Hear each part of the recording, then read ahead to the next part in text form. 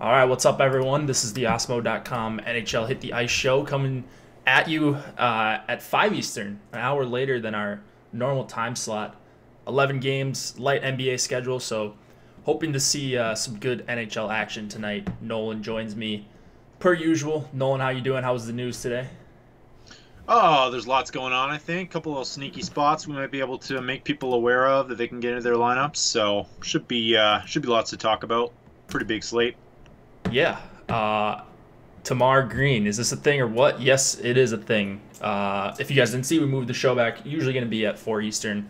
Most days just kind of weird with no NBA, so we moved it back.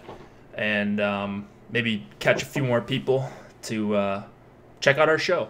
But yeah, what do you think about ownership tonight, Nolan? Do you see anything that jumps off the page for you? Let me just pull. Sorry, I just accidentally closed my browser here. Let me just pull up the game. So we were just talking beforehand. I kind of thought that Boston one might go a little under owned tonight, and now we have the news that DeBrusk is out. So that means that I'm guessing that Heinen would get that power play one time, which would mean full power play correlation. So I kind of like that spot. I think Pittsburgh one's going to be popular. Colorado, Dallas, Edmonton one will be very popular, and maybe like Tampa two is always popular. Maybe the Islanders is kind of like filler stack. So I haven't really tried to force them in. To be honest, they're starting to get priced up a little bit. Yeah, so you named like a bunch of stacks, and I mean, I could see basically all of those being like, I don't even know if you mentioned Chicago, and Yeah, well, the Chicago lines are all screwed up, so yeah, but the Anis, that's I tough. think where Kane's at, I think that's where most people will flock to, which makes sense, right? I just think people will roster Kane like they have been. Like Kane will be 30%, and then like the rest of that line will be under 5% because that's Yeah, just yeah, I I mean think a contest. that makes sense. Yeah, the full stack won't be that heavily owned, and then yeah, I don't know if that there's going to be heavy chalk, which I like because No, then I don't get in my head. I don't feel like this is 25%, 35% spot for Tampa 2 or anything like that. no. And then I don't feel like I have to jam them in, even if I'm not getting there with my projections. Yeah, So I uh, think I think Pitt one will be number one. That's my guess. I think that's a pretty good guess. Just kind of scrolling through all the games here. Maybe, man, I don't even know. Maybe it could be McDavid. I don't even Yeah, know. that's the other one. But it's good. So yeah, we'll get to that. We might have a huge edge with McDavid though. Yeah. So that's going to be an important thing. You guys are going to want to tune in for that because it looks like the sites may have missed some stuff. Maybe they'll react by time we get to lock. But at this point, I kind of doubt it because I think they updated today and they didn't catch what the Oilers skated yesterday in practice. So that's always Or good. at the end of last game as well Yeah, for like that two too. periods. So That too. All right, so let's get into it. 11 games. We have the Florida Panthers and the Boston Bruins to start it off. 2.5 implied total for the Panthers, 3.4 for the Bruins. Roberto Luongo expected to go up against Tuukka Rask. Do we see any notable changes here? yeah, so DeBrusk being out affects that Bruins line. It looks like forget his name, the rookie is going to go up on that second line. Coolman. Uh, Coleman, yeah. So Coleman probably up on the second line, and then that opens up a spot on the power play one. We're not going to know before then, but speculating it would either be like probably be like Heinen or Celeric. I don't know, one of those two That probably. wasn't Heinen on before DeBrusque came back? I I swear he think was. he was, yeah. I think he was, but I'm not entirely sure. We could look that up though. Yeah, I mean it's not going to matter, right? If you're playing Boston one, you should play Heinen. I think Yeah, he's going to at least jump to the power play two. I think that's yeah. pretty fair to say. That's a Um, good point. Like if you're playing him, you play him anyway. Maybe you just like if it turns out we know that, then you probably kind of might want to up your exposure a little sure. bit. But Yeah. So I'm not playing him as a one-off, so I don't really care. But it just mentally, if he's full power play correlation now, not that Florida's terrible on the kill or anything, or take a bunch of penalties, but still would help yeah, out for 4,700. yeah. Um, And I haven't looked at the line danger chances today, but I know that we thought or like back like the Barkov line was giving up a ton of chances earlier. Is that still the case? oh yeah, they're atrocious defensively. I mean, maybe not when you watch them, and like the Yeah, shot attempts against aren't terrible. They're under 60, but but 16 high danger chances against per 60, like that's awful. You usually don't see that, especially from a line this talented, Barkov, Dadonov, and Huberdeau. So like you're playing Boston 1. I think for the even strength matchup, anything you get on the power play is extra. They haven't really dropped off all that much without Pasternak, and then you get them super cheap. You're not getting them at this like Colorado 1 price on DK. So yeah, I absolutely love Boston 1 here. I'm sure you're right there with me. Yeah, I think so, and I think you're going to get them low owned, and there with Heinen, it's at least a little bit affordable. A grade from Osimo, fire him up. I think that's a great spot, and then you can also pair him with Rask, who also grades out really well for Osimo. Good spot for them. I think they're kind of due for a big game. I really like it. That's about it, and I agree with Matt in chat. He says if you're playing Heinen, just play the full line. Yeah. So just to reiterate, like I play full lines. Not necessarily the right way to play, but just kind of the right way for me at least. So I'm playing Heinen with all Bergeron and Marchand and not one-offing him. I wouldn't really recommend that anyways, because the chances of him having a big game without those two guys getting him on the scoring, I think, is pretty low for that price. So yeah, no kidding. Better one-off might be. What are you going to look at for that line? Like, will they be one of your highest on the night? Yeah, they're going to be one of my highest. They're going to be top 3 or 4 for me. And I don't think they're going to be a top, like, 6 or 7 owned line on the night. So pretty excited about that. I kind of like them better than some of these Pittsburgh lines that we're going to talk about next. So nice. Okay, that's good to know. Yeah, you don't need to make huge stands on slates this big, I don't think. You don't need to have 30% of Boston 1 to have a big edge on them if you think they're one of the best stacks. So you can have 15% and be double the field on this pretty comfortably, maybe even triple the field, depending on what Heinen comes in at. So, did you say 50%? 15, yeah. Yeah, so I think if you're in that range, you're probably looking pretty good as far as being overweight on them. Any defensemen, or do you like either of the goalies? Looks like Osmo likes Rask, like you mentioned. Yeah, Rask. I think you can pair Rask up pretty easily in your stacks, and I don't know, like he's expensive, and then you start pairing up Rask or Krug, and all of a sudden you're getting like a pretty pricey stack. So you might get him in a little lower ownership than you'd expect. So that's all, and then I mean, I don't know. Are you gonna go with the full Krug stack? I'm not actually. Yep. No, I'm not really forcing in correlation to defensemen tonight on either site. So I'd probably get to some of Krug, but I'm not forcing him in with Boston 1. So not getting to a ton of him. What about you? Yeah, sounds good to me. All right. Yeah, just looking at some of these Florida lines, they're giving up a lot of chances. So yeah, that's nice. Yeah, Boston's just tough for me, so I'm really not on Florida. Like, I don't even think it's going to be like last week. Like, I wasn't on Florida last week when they were in Vegas, I think last Thursday, actually. But, like, they ended up as filler stacks, oddly enough, in a couple of my lineups. Or just to get more exposure, it was like a 7 or 8 game slate. So I had leftover lineups by the amount of uniques I was using, and I just ended up on kind of donked my way into some Florida last week. I don't even think that's going to be the case tonight. So I like it. Yeah. All right, let's move it on to the next one. This should be an interesting one, maybe a slate decider. Blue Jackets and Penguins, 3.3 implied total for the Blue Jackets, 3.4 for the Penguins. Jonas Korpisalo going up against Matt Murray. Do we see anything changing here? So it looks like I wouldn't rely on the Columbus Blue Jackets lines too much. They basically had, I think the top one had like a 16% share last game, so that's probably going to be expected. Letang is out again, and Dumoulin came back last game but was on the third pairing, so they're still sticking with that Jack Johnson, Justin Schultz pairing. Everything else looks to be the same on the Pittsburgh side. And then, just like I'm a little bit worried to roster any Blue Jackets as stacks right now, just because they pretty much like shuffle all game long or like very shortly into it. So I don't know what to do. But we have Jenner back with Josh Anderson and Foligno here, it looks like. So that line tends to stick together. But not loving much from the Blue Jackets these days. They're just not playing very well. I don't know. Maybe you can steer me in the other direction. No, I mean, I don't really love it all that much. Like, I think the Jenner line, I probably overrate them. I think they're a little bit overrated as a line, or maybe get a little bit overused.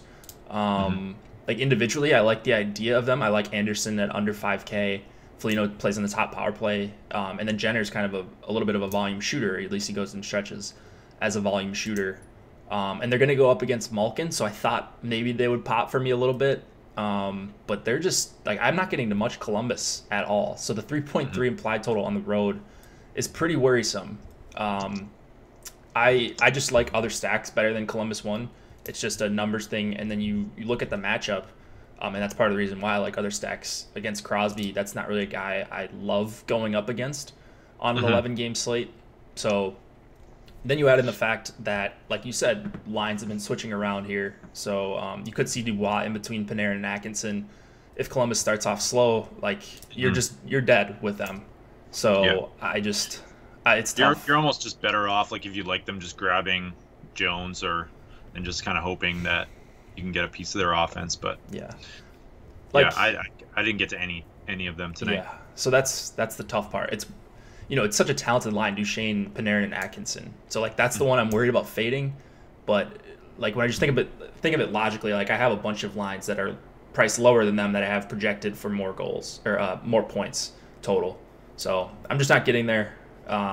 Just kind of taking some stands elsewhere, and I think they're going to be pretty decently owned. So for all those factors, probably not going to end up on much Columbus. And then I do like the Malkin line a little bit more than the Crosby line. Yeah. What's the rationale behind that? Just their prices are pretty similar. Yeah, I mean, Pitt one's a little bit more expensive, and then Malkin and Kessel have shown some signs of life. They're going to get the path of least resistance here, not facing the Duchesne line or Panarin and Atkinson, whoever they're with.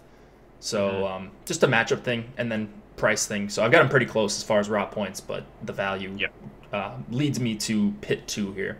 That being said, I still am getting to some Pitt 1, and just nothing on Columbus. So now I know you've said in the past you don't really factor in goalies, and like really it's not much of a downgrade, but Korpisalo and net, does that make you want to roster Pittsburgh a little bit more?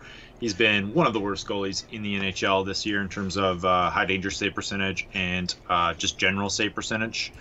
Yeah, I mean he's a downgrade for sure from Bobrovsky. So like just mentally, I basically just let Vegas do the hard work on the goalies. Like they can judge goalie skill better than I can. So if I see a weird Vegas line, then maybe that suggests that this backup might be really bad, or sharp people think that he's really bad compared to the starter. So that's a great point. So we've seen like Pittsburgh basically just go up 0.1 goal in their totals today since that news. So not a huge bump. And I don't know. I mean, I don't know what the consensus on Korpisalo is. I don't think he's like a terrible goalie. Maybe I'm wrong, but maybe he's one of the worst backups. I just try not to do too much talent evaluation, rather just kind of let the numbers tell the story. So Columbus decently owned. I'd take the under on 4% for all Columbus players. What do you think there? Yeah, I'd say so. You think so? Yeah, I don't think they'll be on. I mean, 4% isn't insignificant either on an 11-game slate. Somewhere between like 4 and 6. Yeah, I think Panarin and Atkinson are going to get over 4 pretty easily, but maybe I'm wrong. What about defensemen here? So Schultz is still pretty reasonably priced, still getting the power play one time. I think Jack Johnson's a pretty nice punt. Still priced up a little bit, but he's getting more minutes. He's getting 20 to 25 minutes with Letang out, so don't mind either of those plays at all. All right, yeah, I don't mind them. It's just I go heavier on defensemen, so I'm actually not getting to a lot of Schultz. If I am getting to one guy here kind of as a one-off, it's Seth Jones, 5,800, just a lot of upside on his own. And I think Columbus should be able to generate at least shot attempts here. And, he's at a price where I'm willing to play him. Not really much else. Schultz works really well in your Penguin stacks, I think. He's an assist-first defenseman, correlates well with both of the top two lines, and is pretty moderately priced still. Higher owned Schultz or Burns? I mean, it should be Burns, but if it's Schultz, then... I mean, we're just guessing. Man. Oh, Burns is the day-to-day tag's been taken off Burns, so yeah, Burns will be higher owned. Burns should be owned, but I don't know. I'm always steered off though, because it's like a dangerous proposition when you're like looking at that late start time. There aren't a lot of switch options, so people might be a little bit scared of rostering him if they think. And some people, we're less than 2 hours before lock. So some people have already made their lineups, like, and just don't check them. Exactly. But, so they might be done. All right. Are we all good on this scheme? Got anything else? Yeah, I think I'm good. So yeah, pit 2 over pit 1. I like it. Yeah, just a little bit of a stand there, but I do have exposure to both of them, so I just want to make that clear. Pit 3? It's filler. Pit 3? No. Wait, let me check. I don't want to just say no. Dukestad, Hornqvist, like that's not a bad third line. I got one share of them on DK out of 150 in my last crunch, so I wouldn't say I'm really on them. Sounds good. All right. Islanders and Senators, 3.4 implied total for the Isles, 2.5 for the Sens. Thomas Greiss going up against Anders Nilsson. Do we see anything different here? So Kuhnhackels with Filppula and Eberle. I can't remember what these lines were last game. I think Dal Cole, so they switched them up right before last game. So it's Bailey is now on the top line, Beauvillier with Barzal and Dal Cole, and then Kuhnhackels on the third line and Komarov on the fourth line. So we won't know what's going on with the Islanders' fourth line. It's not. I mean, they're a pretty popular fourth line to roster just because they get so much 5-on-5 ice time. But we won't know what's going on with that because we have 2 game time decisions, I think. So that's the Islanders side, and then the Ottawa side. I just didn't even really bother looking too much into lines because they don't stick together at all. So it's kind of hard to even think about who's in and who's out and who's playing together. Someone in chat suggested taking 2 Sens with Shabbat. Some really strange numbers coming out of these 2 teams, eh? So if you go all strength chances over the past 10 games, the Islanders have allowed the most in the NHL and the most high danger chances, and I think scoring chances in the NHL, and the Senators have the second most scoring chances in the NHL. Those are my opening opposite. it up. They just needed to get Duchesne and Stone off their team. Yeah, that's all it took. New York Islanders last in the NHL in scoring chances. What the hell happened to them? They were the number 1 team for most of the league for most of the year, right? You mean scoring chances against, right? Scoring chances against, yeah. Yeah, that is kind of a weird thing, and that's not very strange. I mean, 10 games, you can't just take that to the bank and say the Isles suck. They're like they were at this time last year, but yeah, Homer Cleese was on it. I do actually remember that. So Homer Cleese, that's why he's the GOAT. So these stacks really didn't come out as priority plays for me, and they don't really need to be, I don't think, at these prices. You've got Barzal at 6,100, but then Dal Cole and Beauvillier on his line, that's super affordable. And then the Nelson line, I think, is in a decent price range as well. So I think all these stacks are kind of fine on the Islanders in the top 2. Right? I would, yeah. I mean, I think so. I don't know that they're going to be popular enough to warrant not playing them or thinking about a fade, but I don't know if they're going to be over 10%. Do you think they are, any of these lines? No, I don't think so. I think the Islanders were really popular just because they were so cheap earlier. When Nelson and Lee were all down in the 4 to 5K range. Now they're in the 5 to 6K range on DK. So I don't know what their pricing is on FanDuel, but it's a little bit harder to stuff them in. They were you could pair them with a top line stack last time. That kind of is out the window with their pricing this time. So that'll lower their ownership, I think. Why is New York Islanders discussed so much today? Can't see over 10. They're not very good. I mean, they have a good record, but obviously that doesn't tell the whole story. I'd much rather have Eberle on the top line instead of Bailey, so that kind of takes a little bit away from me. But I also am playing some of this Pajot line. I have no clue if it's going to stick together, but they're just super cheap. And you've got Kachuk and Duclair both listed on the top power play. Again, who knows if that's going to stay together. It's a 5 or 6% line for me just to try to get exposure to Colorado 1 and Dallas and Boston we just talked about. So I'm using them a little bit as a filler, but I'm fully aware that those lines could be shuffled at any second. So hopefully they get it done early and they kind of stick together at least for most of the game. Yeah, absolutely. We've got some interesting defensemen here. Shabbat, Polak. I know the chat's pretty riled up about both of those guys in the same game. They think my head's going to explode. I'm actually not playing a ton of either of those guys. So, Polak grades out okay for me, but, I've wanted him to be a thing since that 2-goal game. I thought he was going to start shooting a ton, and he's really not shooting that much. He's shooting as much or less than Leddy, which is weird. I don't know. They're just kind of okay plays for me. So I'm ready to move it on unless you got anything else in this game. Yes. So just for Ottawa's sake, would you be more inclined to go to like the Pajot line just because we know they've been used in a shutdown role? Yeah. Or yeah, okay. Yeah, I mean, so Pajot's minutes are pretty safe. Like he's gonna go up against whatever they deem the top line. And then you get, like, if you were to use that line, you get Kachuk and Duclair on the power play 1 as well, right? So not all correlation is lost if these power play units are right. Yeah, and same with Ottawa 1 as well. So yeah, I think they're interesting spots because no one's going to own them. So probably not a great play with the line switching, but now when you're talking about pit 1 or pit 2, is it the line or the power play? Or the power PP1 or PP2. I'm not sure what you mean. I'm talking about full stacks. If you're playing Pittsburgh's power play, you want the top unit, so you want PP1. So I don't know if that answers your question, but hopefully. All right, ready to move it on here? Nolan, did I lose you? Oh wait, I hear you. All right, we're gonna move it on. Yeah, I'm talking about the line. Anyways, hopefully you guys can still hear me, and I can't tell if you guys can hear Nolan, so let's see if we can reconnect this actually.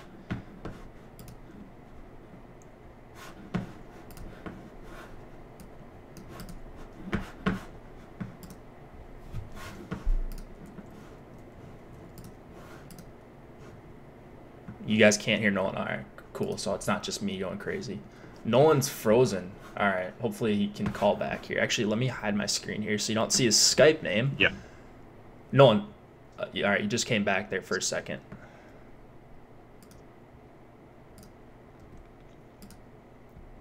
Yeah, we don't, generally speaking, we don't almost always don't worry about power play 2. He's barely moving. All right. Let me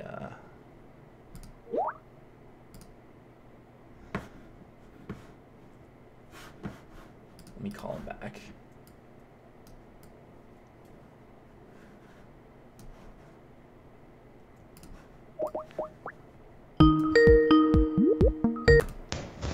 All right. So, back. All right. I think they should probably be able to hear you now.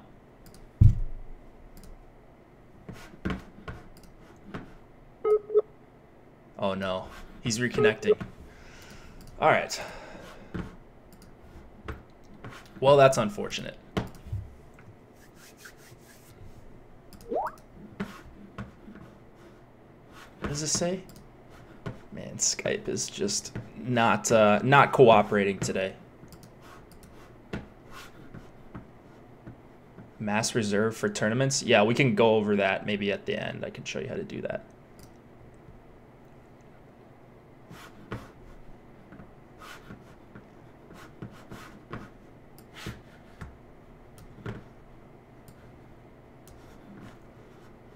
All right.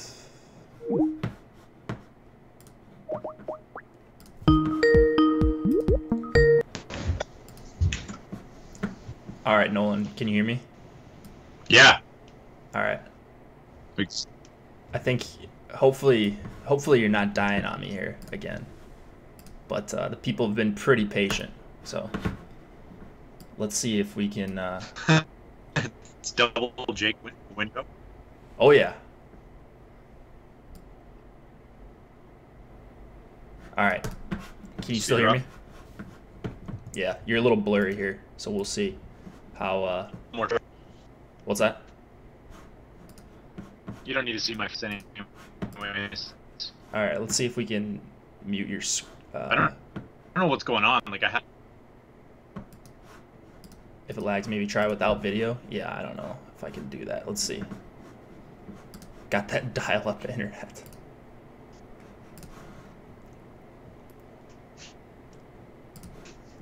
Peace.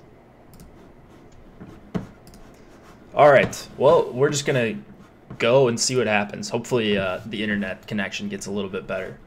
But we'll talk about the Rangers and the Detroit Red Wings.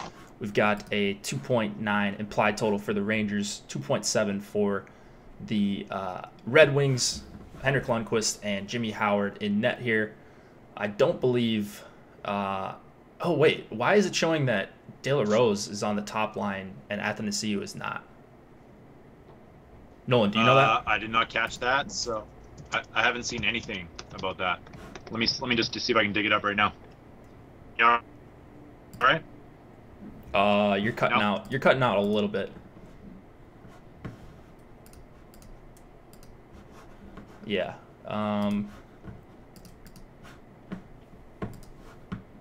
Okay.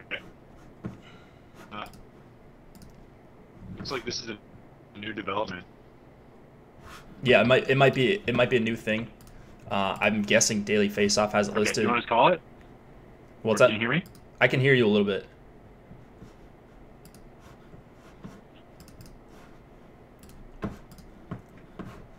Okay. Sorry, guys. I don't know what's going on. I have my internet connected, so.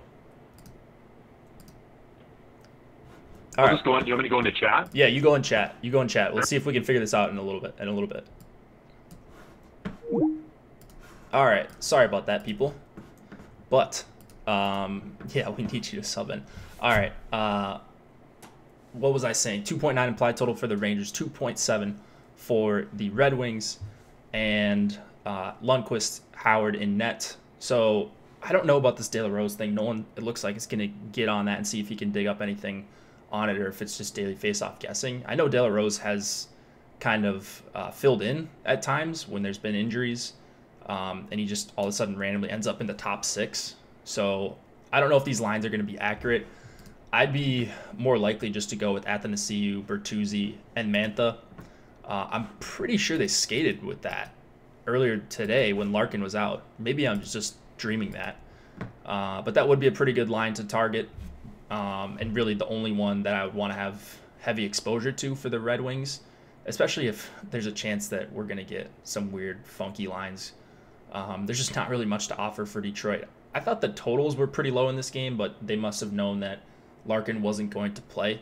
So for me here, kind of the main target is shifted to the Rangers. I really like this Zibanejad, Kreider, and VC line. They don't have great numbers, especially defensively, but like if they're going up against De La Rose and the Athanasiou line, if those are two different lines, not worried about the Nielsen line with Vanek. It just seems like Kreider and Zibanejad are like two of the best skaters in this game. Full power play correlation. Detroit takes a lot of penalties, and then they also don't kill them off with a lot of ease. So I really like Rangers 1 here, and I don't know how owned they're going to be just because of the low total and being on the road and such, and maybe people just want to cross this off, two bad teams.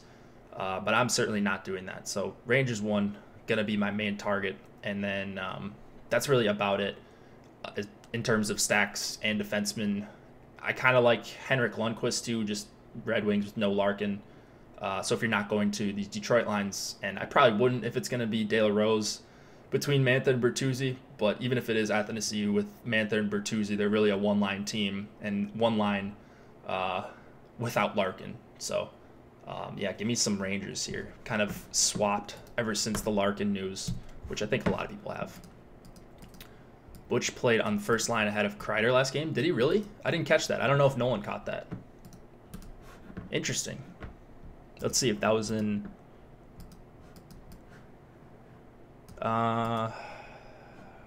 Kreider is back up on Rangers 1 with VC and Zibanejad tonight. So Nolan must have seen something in... Oh, okay. Nolan, did you see that? Oh, okay. It was back to normal in the morning skate because Howden returned. Okay, that makes sense. All right, so hopefully that sticks. Obviously, check out Line Russians. You'll know right about at lock whether or not this is going to be the case. So just keep an eye on that. I'll certainly be doing that because I'm going to have a bunch of Rangers 1 exposure. All right, so that's really about it on that one. Minnesota and Tampa, we've got a 2.6 implied total for the Wild, 3.5 for the Lightning. Devin Dubnyk expected to go up against Vasilevsky. Vasilevsky's price on FanDuel is kind of crazy. I think he's almost 10K, which is probably the highest goalie price I think I've ever seen. So that's just kind of an aside. But I am playing FanDuel tonight, so I don't really think he's necessary. Minnesota, not a bad team, and honestly, I don't know how much offense they're going to be able to generate, even like shot attempts. Minnesota, I think Minnesota's okay, but they're nowhere near the caliber of team as Tampa. So matchups here, I don't know that we're going to see a hard match on either of these Minnesota lines. It's going to be mostly Point and Sorelli lines going up against probably the Parisi line. That seems like what teams are treating as the top unit or the top line for Minnesota. Not sure that it really matters. I don't think you really need to avoid any of these wild lines. So Point, Kucherov, Johnson, going to be my highest line in this game. And then I really want to like the Stamkos line. It's just really tough when I'm on the Point line to get exposure to the Stamkos line as well, just because he's so expensive. It's mostly the power play, it's mostly the power play matchup that I really love Tampa here, because Minnesota's taken a bunch of penalties, and then they've had one of the worst kills since kind of the start of February. So you get two guys on the top power play, two big parts of Tampa's top unit in Point and Kucherov, so that's kind of the tiebreaker for me here. Even including Price, Hedman's probably the guy you want if you're playing the second line, the Point line, and that's really about it for this game. I'm not targeting Minnesota heavily. If I'm going to one of the lines, it's probably just a price thing with the Kunnin, Fiala, and Parisi line. Seems like they should be pretty high event. They were in their last game. It was just one game together, but seems like they have a decent amount of offensive talent, and then they all play in the power play together. But I wouldn't go crazy targeting against Tampa with really anything at this point, especially if it's Vasi in net. It's just a really tough team all around. Donato's tempting. Yeah, he's scoring goals, attempting a good amount of shots and such. I just don't know if this is really the matchup for him, no matter which line they see the most of. 3,800 on FanDuel, first line, power play 1. I think there are better spots, even probably for that price. I could probably find a couple guys on FanDuel that I like a little bit better. Pajot, you can play Pajot. More of a floor play, but probably would play him ahead of Donato even tonight. All right, that's about good for that game. Yeah, Fiala. There you go. I'd rather play Fiala for 3,400. Sabres and the Blackhawks. Nolan, if you want to drop in any changes that we see. I don't really see any here. We've seen Oposo on the second line for a couple games now, so nothing's really changed on the Buffalo side. I know Chicago completely revamped their lines. So someone was asking earlier if Anisimov or if Kane was on the third line. Technically, he is on the third line, Anisimov, the third center or whatever. But if he actually sticks on this line, it's not going to be treated like a third line. It's it's Patrick Kane, so he might get double shifted. He might end up back on the Tays line. So that's really the only worry I have on the Chicago side is the blender coming out, especially if they start off slow. They think they're in the middle of a playoff race. They're not really a good team, but neither is Buffalo. So that's why you see the 7 total. Both teams pretty bad defensively. If I'm full stacking a line, which I like to full stack lines, it's probably the Anisimov, Cahoon, and Kane line. I usually gravitate towards where Kane is at. The Tays price is really tough to pay at 7,200. Who knows if Hayden's going to stay up there? It seems like he's a pretty good candidate to get double shifted, or Kane's going to double shift for Hayden a bunch of times. So I'm not sure how much this line is actually going to stay together. And the Strome to Brinkat line, it's a little bit easier now with Perlini, but again, you don't really know if he's going to stay together. Strome and DeBrincat should stay together. I know the coaching staff in Chicago likes those two together. They've had some decent results. They're still really terrible as far as their fancy stats go. So I'm more on the Buffalo side here. Eichel, Skinner, Reinhart, no surprise. They are, Steve's right. Looks like they're trying to make a clear shutdown line. So yeah, Hayden would, that would be a clear indication that they're trying to get a shutdown line against Eichel here, and kind of had Kane go against the depth lines. But I don't really think it's going to matter. Tays and Saad are really bad together. If you look at their numbers together this season, Eichel line can generate really well, and it's against Chicago. I mean, it's in Chicago. They're just bad. They're bad at home. They're bad on the road.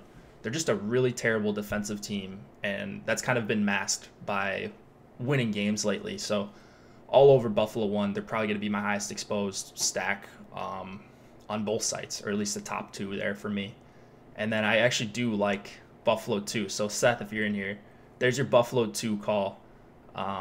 Just super cheap on DraftKings, and those guys all play in the power play. I mean, just anytime you can get full power play correlation against the Blackhawks, kind of got to take advantage, especially for those prices.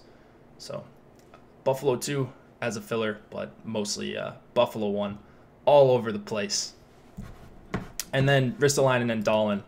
I kind of side with Ristolainen, or I'm sorry, I kind of side with Dahlin at 4,500.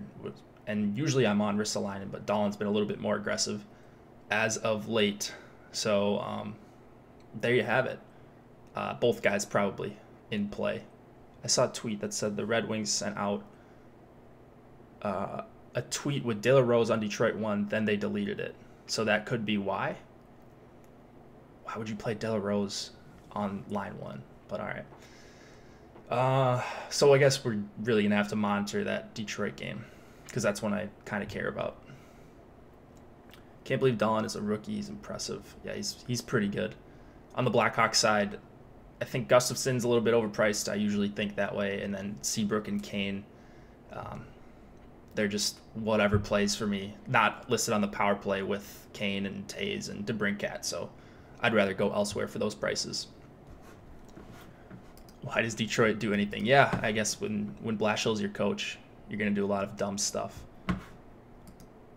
All I saw was coach saying he was reluctant to break up Athanasiou and Zadina since they've formed chemistry.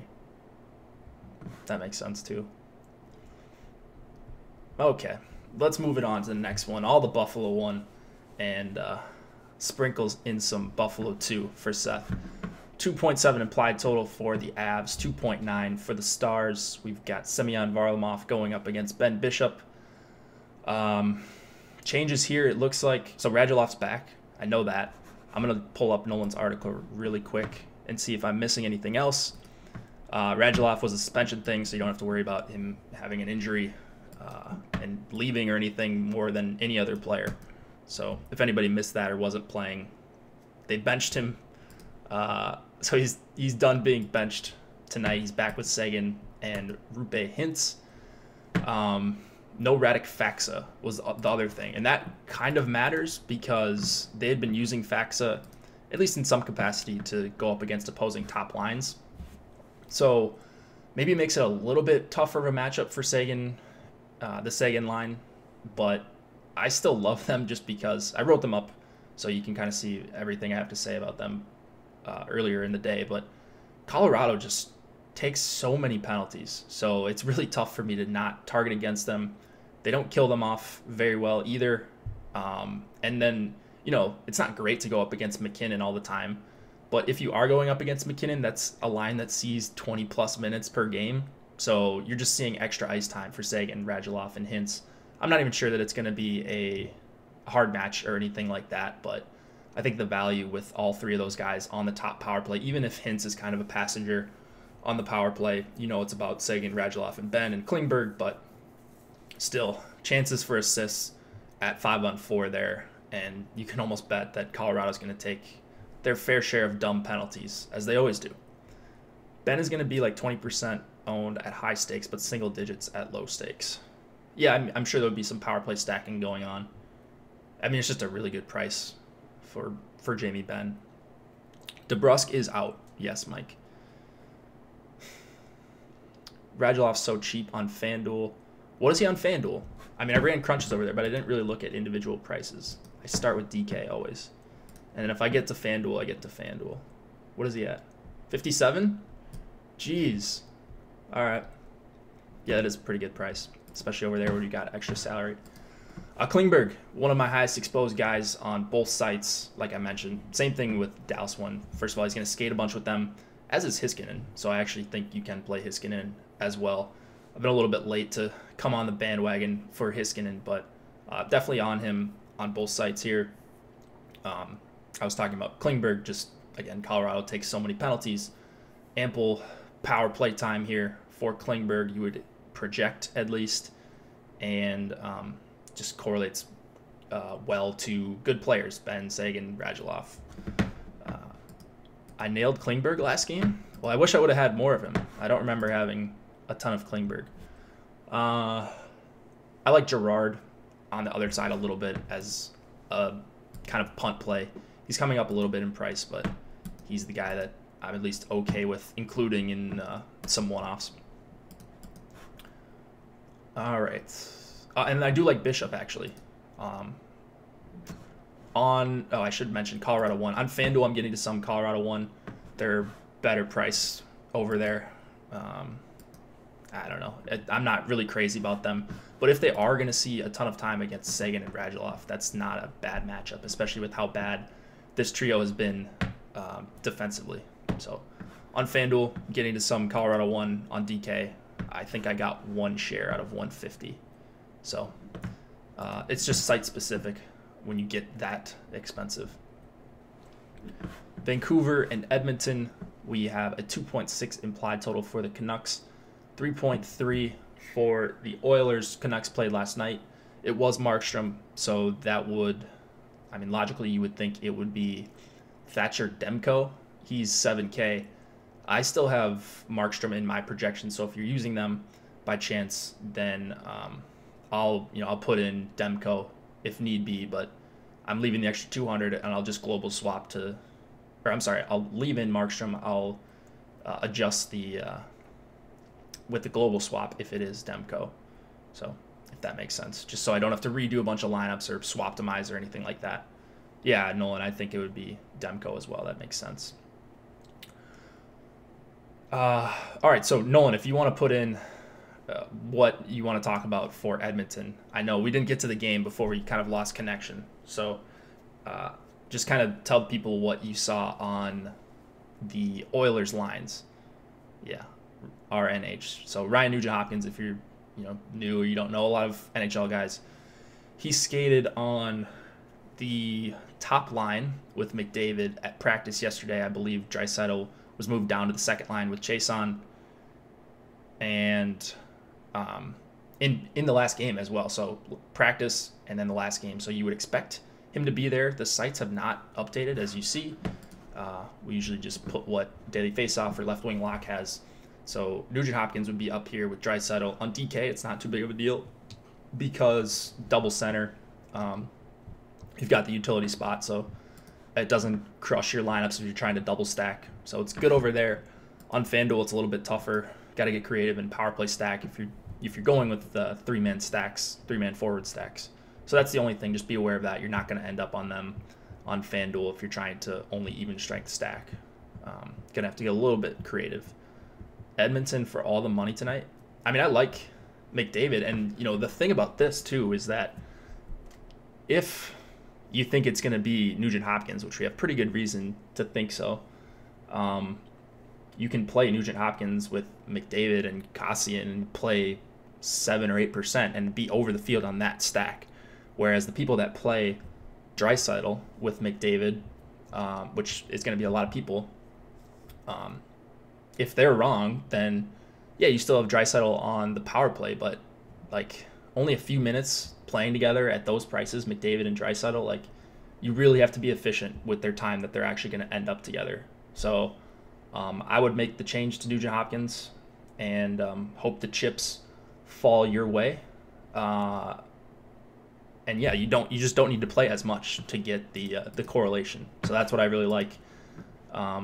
Give me McDavid, Nugent-Hopkins, and unfortunately Kassian, but he is 2,800. And as you see, some games when you've got playmakers as good as McDavid, you can become relevant even if you're Zach Kassian. We generally stack Aaron. Oh, what am I missing here? McDavid one-off. He's not really a guy I am in love one-offing. I mean, in cash, sure, but I guess I shouldn't say he's not really a guy I love one-offing because he does always project out well and one of the top scoring guys, but he's I mean, he distributes a lot. There's not a ton of multi-goal games for McDavid. You see a lot of multi-point games, but a lot of the times it's the other guys doing the scoring, it seems like. So, whereas like Kucherov, like that's like the perfect one-off guy, or Kane, like guys with multi-goal upside. You got Ovi, you know, I don't put him in that category of volume shooter. So that's what I usually look for in one-offs. All right. Oh, on the other side, Pettersson, Besser, and Levo pretty much stayed together last night, so you like to see that. I like coming back on the other side with those three. So I think I'm going to be pretty heavy on them, it looks like. I don't know. I haven't heard a ton of talk about them, but I love attacking Edmonton. I know it's a back-to-back for Vancouver, but they're probably going to go up against McDavid, who's not great defensively, and they're still priced really well on DK especially. So give me some Vancouver 2 here. And then I think I did end up with a couple shares of the Horvat line, but they're not a priority play by any means. It's really all about Edmonton 2 here. And just make sure you make the change if you so choose with the Nugent Hopkins, McDavid ordeal. Horvat sneaky play. Horvat's awesome, man. Horvat. So Horvat, didn't he have like 7 shots on goal yesterday? Like he takes so many shots. It's too bad he doesn't play with real line mates. It's weird. Levo should have an A++ next to his name. I mean, yeah, playing with Pettersson and Besser. I mean, pretty good spot for Levo. Delete that, Matt. That's funny. Yeah, Horvat's kind of a stud. So, sure, if you're one-offing, play Horvat. That's perfectly fine. Or you can play his line mates and just hope he scores 2 goals and they get in on the assist type of thing. Edler, 5,400 on DK, more of a fair price on FanDuel. I think he's free. I think he's like 4K. So just play him on FanDuel. Don't get cute. Like he's a good floor play, especially on the back-to-back. Probably a couple extra block shot opportunities even against Edmonton. And as you see, he does still have some upside. He can score from time to time. Just plays a ton of minutes. Like he's exactly what you want out of a 4K defenseman. Yeah, Clefbaum 4,300 as well over there. So a bunch of value in that range actually on FanDuel. On DK, they're priced more appropriately. So I'm siding with Nurse on DraftKings. Got him projected decently higher than Clefbaum, and they're the exact same price. So just logically makes more sense to have more Clefbaum, or I'm sorry, makes more sense to have more Nurse on DK for me. I think that is about it. All right, now a couple more fun ones here. We've got the Flames and the Arizona Coyotes. 3.1 implied total for the Flames, 2.8 for the Coyotes. Mike Smith in net against Darcy Kemper. This one is pretty uninteresting. So the Flames played last night, unless I'm completely getting my nights mixed up. I'm going to confirm that right now. Where did they play last night? Vegas, that's right. They played Vegas. Okay. Yeah, they only scored 1 goal. They were pretty quiet. I was asleep for a lot of that game anyways. All right, so for this one, we're probably going to see Richardson. All right, yeah, you guys got it. We're probably going to see Richardson go up against Monahan, Gaudreau, and Tkachuk. The Richardson line does have good offensive numbers. I don't know that they're going to be great defensively. In fact, I would guess that they're not going to be great defensively, especially if they're going to be in the shutdown role. So I think you can go to Calgary 1, especially with how cheap Tkachuk is. Thing with Arizona, when you're playing expensive stacks against them, I usually don't like to do that because the power play upside is limited. Calgary hasn't looked the same in recent weeks. So like I understand the price. I understand why people would want to play them. I'm not really getting to a lot of them. And if they're 2%, I'm going to be pretty mad at myself for not having a good amount of Calgary 1 just because they're so talented. But who knows? So I'm kind of conflicted here. I don't really want to play the second line for Calgary. I don't really want to play much on Arizona's side. So If you want to play the Richardson line, maybe they see a bump in ice time at home in the shutdown role. I mean, I'd rather not be playing a bunch of Richardson. Like I said, I've used my Richardson ticket. He got me 4 goals, I think, a week ago today. So that line's probably going to be okay as far as possession, but not one that I'm going to be targeting very regularly. We've got Giordano and Ekman-Larsson. Gio, same thing. Like, he's got upside on his own and at even strength and such, but 6,200 I think is a little bit expensive for me. So if I'm getting to that range, you guys probably know who I'm getting to.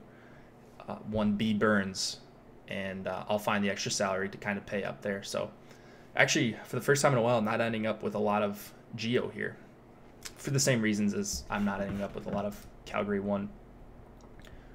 All right, St. Louis and the Kings. We've got probably Jake Allen in net going up against Jonathan Quick. Blues played last night. Now they get the awful Kings. Just joining.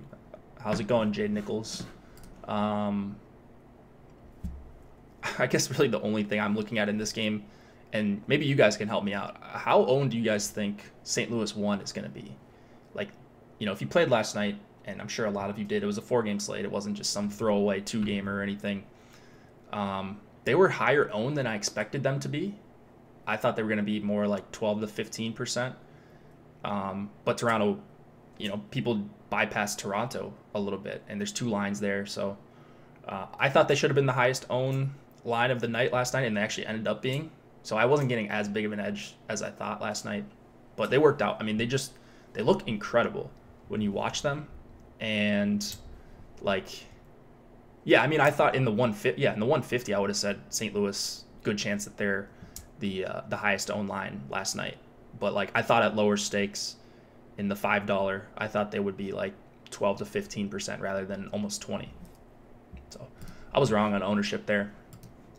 You guys are really smart though. So maybe a bunch of you that were 150 and we're bringing them up. So you guys say 7-8%. I mean, if they're 7-8%, then yeah, I really love St. Louis 1. There's just no. Well, first of all, St. Louis 1 is awesome. Like I mentioned, they're great when you watch them. They're all on the top power play. It's a good power play matchup against the Kings. So you don't have to worry about paying an expensive price and having them have to get there at even strength, or the matchup with Kopitar. Like, St. Louis 1 is matchup proof, in my opinion. So I'm not worried about Kopitar. I'm not really worried about the back-to-back. And yeah, so give me some of them. They're just so good. And if they're going to be at low ownership, like, even better. So there you have it. That's really about it. I'm not going to mess with the Kings here. I don't really think it's necessary. If you wanted to play Kopitar with Toffoli, go ahead, be my guest. But they're just real tough to play in DFS these days. They just don't do anything. And the problem is they always grade out well, so they're always, because their prices are super cheap. If you use last year's data, if you use the beginning of this year's data, you're probably going to get them in your projections. And I just try to ignore that at this point because they're really bad. And also St. Louis has looked really awesome outside of the second half of last night when they almost coughed it up to the terrible Ducks. All right, let's move it on. Last game of the night, we've got Montreal and San Jose. 2.6 implied total for Montreal, 3.4 for the Sharks. Antti Niemi going up against Martin Jones. Of course, it's Martin Jones. So not a ton that I'm looking at as far as stacking here. Like, I think the Couture line is my favorite here, but they're priced, I think, pretty appropriately. They're probably going to see the most time against Danault, Tatar, and Gallagher. And, you know, we were targeting, or at least I was targeting, a little bit more against the Danault line in this recent form before they were broken up because they had started to give up a bunch of high danger chances in their previous 10 or 15 games. And lately they've kind of gone back to being really good at even strength, not allowing a lot of quality chances and such. So I'm not crazy about San Jose 1. Certainly not crazy about San Jose too, with no Evander Kane. So that is the big news here. I am crazy about Brent Burns though, as I always am, especially with Niemi in net. Probably gets a little bit of bump in ownership. I think Brent Burns, while he's almost one of the most expensive players in the slate, I think he's just almost always under-owned. I think he's going to be under-owned again tonight. If he's under 20%, I think that's pretty under-owned. So whatever. I'm playing a ton of Brent Burns, both sites. It doesn't really matter. Niemi and net is just kind of the extra cherry on top. And then I'm not getting to much Montreal here. I did notice that I've kind of been talking bad a little bit about Shea Weber these last few weeks about him not shooting at all. He is shooting a little bit more, kind of not back to where he was the first few games that he came back from injury, but he is shooting at a respectable rate. Still not to the point where I want to play him at 5,800, but just kind of putting that in the back of my head for the next couple Montreal slates. I'll probably start getting back on him a little bit. So I hope the results aren't there for him tonight and I can get him at lower ownership if he continues to attempt a bunch of shots. My favorite goalies are Koskinen and Greiss. And the obligatory, don't play a ton of Martin Jones at 8,100. If you're correlating and he ends up, then go ahead. But outside of that, $8,100 Martin Jones, he'll get you a shutout once every 2 months, and he'll look like a great goalie, but he's not a good goalie, and he's always priced up. So, fave filler stacks tonight. All right, let's see here. I mean, if you consider Rangers 1 a filler stack, I know they're maybe a little bit too expensive for a filler stack. Let's see here. We mentioned Buffalo 2. If you consider Vancouver 2 a filler stack, if you're going like double mid-tier, I think that's perfectly fine. Man, there's not really a ton as far as great filler stacks.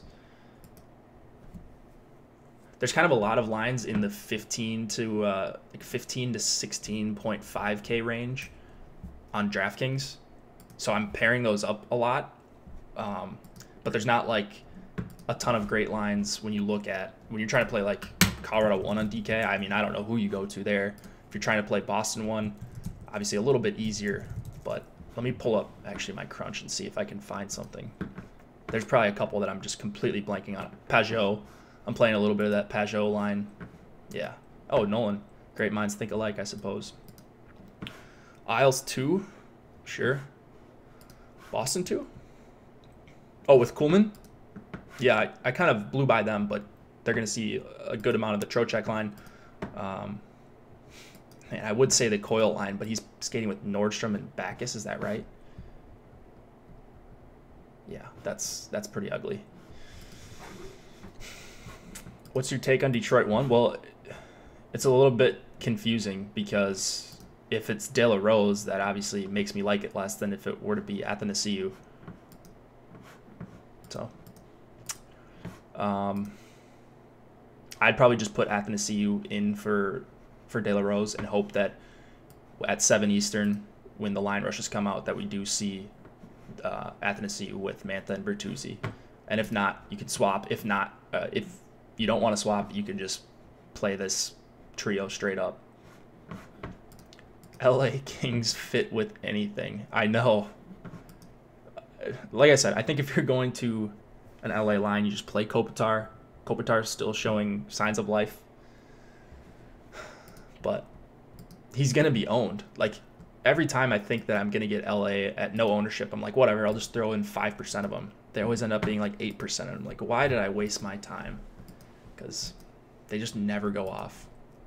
It would just be classic if they do go off against St. Louis, who's been one of the hottest teams in the NHL the last month and a half. But even when Kopitar went off, like, his line mates didn't do anything. Oh, St. Louis 3. Good call, Steve. Good call. I was so enamored with St. Louis 1. I actually do like this line a little bit. Schwartz with Sundqvist and Steen. Just super, super cheap. Going to get the Kings depth, or second and third lines, whatever you consider depth. So, yeah, I actually do like that, and I did get a decent amount of them. I'm still mad at Freddie Anderson, aren't we all? That moment you make default entries for a big prize. Yeah, hell yeah. Oh, wait. That was Nolan? Oh, no. Oh, Steve, I saw your message on... you said St. Louis 3 should be St. Louis 2. I hadn't thought about them. But, yeah, I see Nolan said, oh, St. Louis 3 is cheap. Got solid ice time last night. Yeah, good call. Good call by both of you. I have some Boston 2. I wonder if I should use Krejci. Well, yeah, if you're using Boston 2, I think you use Krejci. I'm always a proponent of correlation. So, yeah, you use Krejci. All right. What do you think the full Tampa Bay PP stack with the big four? If you can afford that somehow, yeah, by all means, fire it up. Minnesota has been really undisciplined, and they've they've been shooting themselves in the foot, and then they haven't been killing penalties off well at all either. So that's a pretty good combo when you've got by far the #1 power play on the season. They're almost at 30% success rate. For the year, I'm guessing if you look at their home stats, yeah, they're actually a little bit worse at home. Wow, didn't know that. Where do you guys find out line rushes? Great question. Twitter. Yep, Steve says. Let me... Oh, Left Wing Lock aggregates the beat writer line rush info. I did not know that. Let me post a link to Votz's Twitter list so you guys can subscribe to this.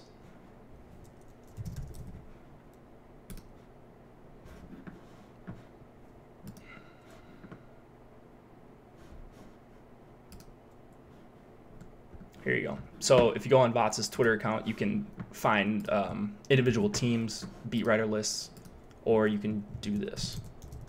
And just, this has everything. So it gets to be a bit much if there's a bunch of games stacked at one time. But subscribe to this list, check it out. And you're going to want to be on that half an hour to 20 minutes before games to get potential edges. Although they did report Simmons in when it was actually Subban a few games ago. Really, I have no idea why they would do that. Simmons and Subban, what do they have in common? Thanks, Jake. Minnesota has a lot of penalties lately, it seems. How do you make that mistake? Honestly, like, just look at the number. What are they doing? And that's like a mistake you just cannot make, you know? Oh, Vots, there you are. Missed your thoughts on the Rangers game. Any love for Rangers 1? Yeah, I do really like Rangers 1. Detroit, I think they're really going to miss Larkin. And I like targeting Detroit anyways. They take a good amount of penalties. I think Zibanejad and Kreider are really good. And it looks like, we don't have confirmation, but it looks like they're going to remain on the same line. When you double stack on DK, are you punting D often? No, I'm actually paying up for D a lot. So I get a lot of double mid-tier stacks. So I'm getting, like I mentioned, the stacks in the 15, or I should say like 14.5 to 16.5 range. I'm getting a lot of those. So like, where are we at here? Like Pit 2, that's a little out of that range, but Rangers 1, I like... Dallas 1, I guess they're a little bit out of that range. Vancouver 2, they're in that range.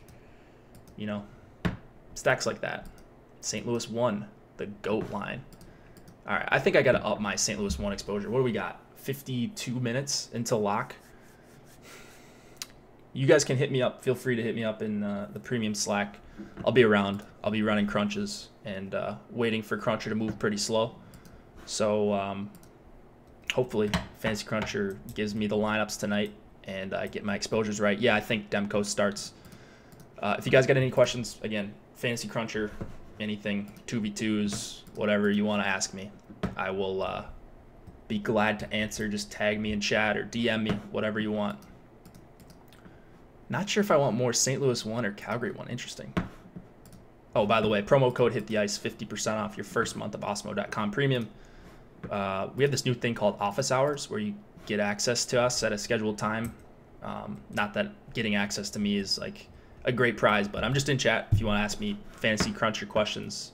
Again, you can ask me 2v2s there, but we're doing that Tuesdays and Thursdays, so on the bigger NHL slates, Nolan and I. And yeah, if you just want to talk general strategy, talk strategy for that night, anything you want. So just another reason to join. Promo code Hit the Ice, 50% off your first month of Osmo.com Premium. I will go over favorite lines. Sure. Let me pull up my crunches just to make sure I'm not forgetting anyone. All right, Buffalo 1, Dallas 1, Vancouver 2, and as far as like spend up options, Boston 1, Tampa 2, and then I'm getting more and more of St. Louis 1. I think I'm going to go back to that well. So hopefully people forget about them a little bit. They don't have a massive total, and in LA, maybe people think LA is going to grind it out, but St. Louis 1 just so good. Yeah, Rangers 1. I just didn't want to list off like 10 stacks. I feel like I do that a lot. So if you got any questions about exposures or where am I falling on a line, again, feel free to hit me up in Slack. I'd be happy to answer you guys. What would the ownership have to look like for you? What would the ownership have to look like before you start pivoting Burns down to Jones, Giordano, etc.? Like Burns would have to be like 35 or 40%. Maybe more, honestly. He just never gets there on a big slate like this.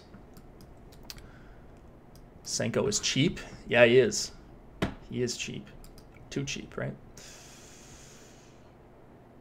What's Slack? When you have a premium Osmo.com membership, you have access to Slack chat, which is just like a group chat if you've heard of like Discord.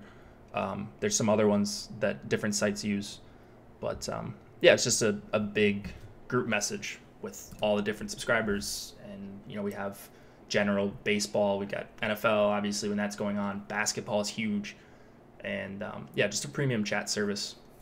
So yeah, if you want to join, hit me up on Twitter. I'll tell you more about the membership, or you can read on it on the site. Good luck tonight, guys. Feel free to give us a like if you did enjoy this. Nolan and I will be back tomorrow. We'll get the technical difficulties right. But thanks for hanging in there. Good luck.